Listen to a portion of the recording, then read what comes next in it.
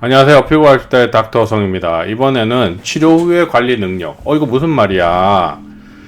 환자가 치료 후에 자기의 관리 능력에 의해서 결과값이 어느 정도 좌지우지 될까? 궁금하지 않으세요?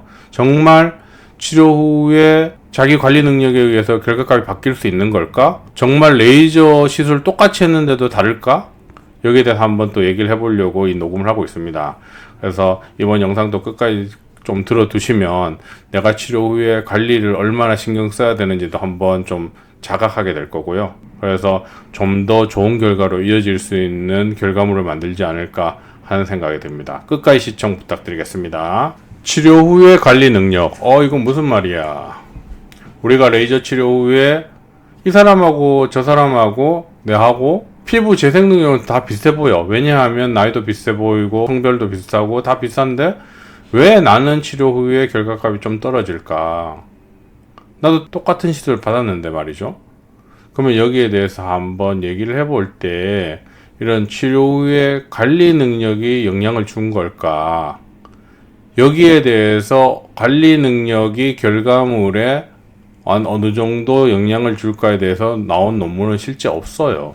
근데 닥터성 개인적인 생각은 대략 관리 능력은 30% 정도다. 30% 대단하지 않을 것 같은데 30%가 큰가?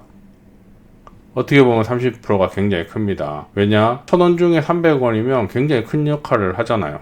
레이저 장비가 30%, 의사 실력이 30%, 관리 능력이 30%, 어떤 타고난 유전적인 피부의 어떤 그런 것들이 10%. 그러면 대략 100%가 아닐까 하는 게 닥터성 개인적인 생각이고, 이 관리 능력이 실제로 한 30% 영향을 준다고 봅니다. 어떻게 비유를 하자면 이런 건데요. 되게 유명한 일타 강사 선생님이 강의를 했어요. 그 선생님한테 강의를 들으면 다 성적이 막 쭉쭉 올라간대요. 그런데 내가 받고 오면 나는 성적이 조금은 오르지만 옆에 있는 친구만큼 안 올라. 옆에 있는 애랑 학교 다닐 때 성적도 비슷했는데 나는 별로 안 올라. 이런 걸 보면 집에 가서 이 사람이 복습을 얼마나 열심히 했나, 예습을 얼마나 했느냐, 그 강의를 다시 반복하고 자기가 어떤 약했던 점을 찾아가지고 잘 다시 반복 학습을 했느냐, 이런 거에 따라서 결과가 달라지는데, 보통 이렇게 컴플레인을 하는 사람들의 특징을 보면 자기는 노력을 하나도 안 해요. 1타 강사의 강의를 들으면 무조건 그렇게 될 거라고 생각하고 아무것도 안 하고 노력 없이 결과물을 가져가려는 어떤 욕심이 있습니다. 당연히 결과값이 안 나오는 게 공평하겠죠. 그리고 이런 관리 능력이 대략 30%가 아닐까 하는 생각이 듭니다. 30%는 상당히 큰 퍼센트라고 보시면 되고요. 모공 상태가 매우 심한데 몇 회 치료 안 하고 관리가 잘 된다고 좋아지는 거 아니에요. 예를 들어서 자기가 매우 심각한 상태로 병원에 오는 거예요.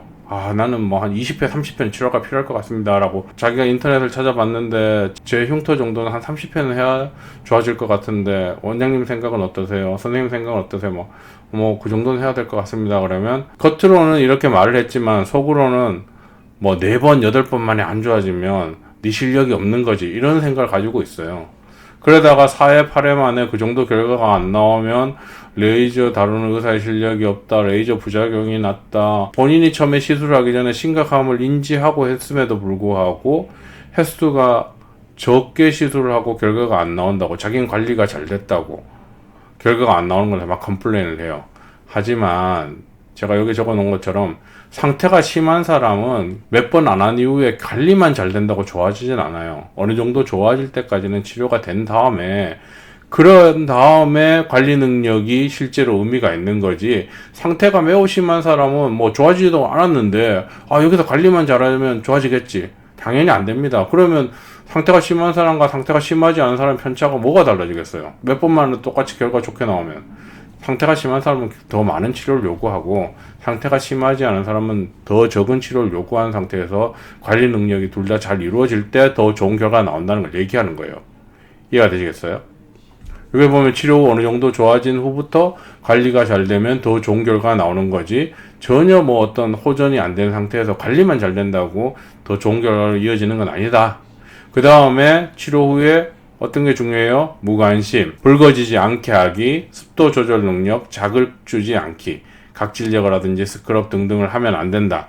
이렇게 얘기를 하는데도 이런 불안한 증세를 극복하지 못하고 시술 끝나고 기다리는 도중에 또 한 번만 하면 어떻게 되겠어? 난 못 찾겠어. 한 번만 해야지. 한 번 한다고 어떻게 되겠어? 매번 이제 옛날처럼 반복 안 하는데 좋아지겠지. 하지만 그 한 번으로 나빠집니다. 그러면 이 치료가 무슨 효과야? 그 한 번으로 망가뜨렸기 때문에 치료를 다시 도루묵으로 만드는 거예요. 어느 정도 좋아질 때까지는 절대 그렇게 하시면 안 되는데, 남한테는 되게 스트릭트하고 어떤 타이트한 잣대를 갖다 대면서 자기한테 잣대를 갖다 댈 때는 되게 느슨하게 갖다 대요. 아, 이거 한번 뭐 괜찮지 않겠어? 음주 한번 괜찮지 않겠어? 흡연 좀 몇 번 한다고 어떻게 되겠어? 자기한테는 되게 관대한 잣대로 어떤 아량을 베풀어요. 그리고 결과가 안 나오면 다 병원 잘못이야. 레이저 부작용이래. 레이저 많이 들어가서 생긴 문제래. 그것도 막 1년 후에 와서 딴 병원 가서 막 레이저 여러 군데 막 돌다가 와갖고 우리 병원 잘못이래요. 왜 딴 병원 잘못은 아닙니까? 라고 하면 그때 우리 병원에서 레이저를 너무 많이 받아서 그 부작용이 남아서 다른 병원에서의 시술 결과가 안 나온 거래. 막 억지 같은 사람이 가끔 있습니다. 그래서 또 하나가 뭐냐면 상당수는 또 어느 정도 좋아지는 시점에 예전 악화될 때의 습관이 다시 생겨나요. 왜냐하면 레이저를 몇 번 안 했더니 너무 좋아지네. 그러면 또 나빠지면 레이저 하면 되잖아. 돈이 있는데 레이저 하면 되잖아. 이런 마인드가 들어가지고 어느 정도 좋아지면 예전 습관이 또 되살아나서 피지가 하나 끼면 막 쥐어짜고 만지고 거울 보고 막 어떤 만지던 습관, 코를 계속 건드리는 습관이 다시 생겨나서 또 망가뜨려요. 그래서 다시 병원에 오면 다시는 그런 행동 안 할 거다, 조심할 거다 이렇게 말을 하면서 집에 가면 또 합니다. 이런 사람들 보면 이런 행동들을 계속 하더라고요. 그래서 어느 시점 가서 계속 이제 반복을 하다 보면 그때 정신을 차리고 하는데, 그때 가서는 이제 치료 횟수가 옛날 정도 적은 횟수로 결과가 안 나오니까 또 스트레스를 받는 거고 그렇게 되거든요. 그래서 이런 관리 능력이 주는 영향이 굉장히 커요. 제가 무관심하라는 게 뭐예요? 습도 대충 맞춰놓고 붉어지지 않도록 좀 조심하면 그냥 놔두면 피부가 알아서 자기가 바뀌어요. 레이저는 충분한 열이 들어간 다음에 그 콜라겐의 프로테인의 구조가 깨졌다가 만들어지는 과정 중에 정상화, 즉 장력이 최소화되는 방향으로 콜라겐이 만들어지면서 정상화되기 때문에 점점점 좋아질 수밖에 없거든요. 그런데 그 사이 뭐를 갖다 대는 거예요. 그리고 이렇게 자기가 잘못으로 뭔가 악화되더라도 자기 잘못은 절대 얘기 안 해요. 나는 절대 잘못한 게 없다라고 얘기를 해요. 나는 죽어도 잘못한 게 없다라고 얘기를 해요. 보통 이렇게 환자가 자기가 관리 잘못해갖고 악화되면 병원에 와서 저랑 뭐 시술하다가 자기가 뭐 최근에 잠을 못 잔 것 같아요. 자기가 뭐 최근에 시험 기간이라고 잠을 거의 못 자고 피부 관리를 전혀 못했어요. 붉어지는데 어쩔 수 없었어요. 막 이런 얘기를 다 하세요. 그리고 나중에 이제 병원이랑 뭔가 틀어져가지고 사이가 나빠지면 이렇게 나빠진 이유를 전부 레이저 탓으로 그냥 그렇게 선동해서 올려요. 그러면 댓글에 막 병원에 칭찬하는 얘기를 쓰거나 좋은 후기를 쓰면 환자들이 댓글로 어떻게 물어보냐면, 야, 그 빛의 각도가 다르다. 뭐 우리가 볼 때는 똑같은 설정이 아니다. 빛에 들어온 밝기가 다르니까 당연히 그렇게 보이는 거다. 사진이 정확하지 않다. 막 안티를 거는데, 나쁜 결과에 대해서 얘기할 때는 뭐 따지지도 않아요. 사진 전후 결과의 사진을 보면 누가 봐도 이거는 뭐 완전히 다른 환경에서 찍었고, 한쪽은 화장하고 찍었고, 한쪽은 접사로 막 밝은 데서 찍었고, 이게 눈에 보이는데도 불구하고 이유를 묻지도 않고 막 병원이 죽일 놈이니, 병원이 잘못했니, 그리고 뭐 피부가 비늘같이 변했다는 등, 사진도 없어요. 그리고 딴 데 가서 막 이리저리 막 여러 군데를 해놓고는 어떤 그런 잘못은 다 싹 빼고, 우리 병원에서 이 병원에서 뭐 옛날에 레이저를 많이 해가지고 이렇게 됐다, 뭔가 이 한쪽으로 몰아가는 걸 너무 좋아하고 뭔가 선동하는 걸 너무 좋아해가지고 쪽지로 뭔가 막 자기 위로받는 거 너무 좋아하고 이런 분들이 가끔 있습니다. 그래서 뭐 제가 그런 분들 다 일일이 다 상대는 하지 않지만 어떤 그런 환자들이 그런 얘기들을 쓰는 걸 보면 그런 얘기를 듣고 판단을 잘 하셔야 돼요. 이게 과연 사실일까? 사진 전후가 정말 이 사람이 이 병원에서 하고 나서에 생긴 문제일까? 이 병원의 잘못일까? 저 사람의 관리 잘못으로 생긴 건 아닐까?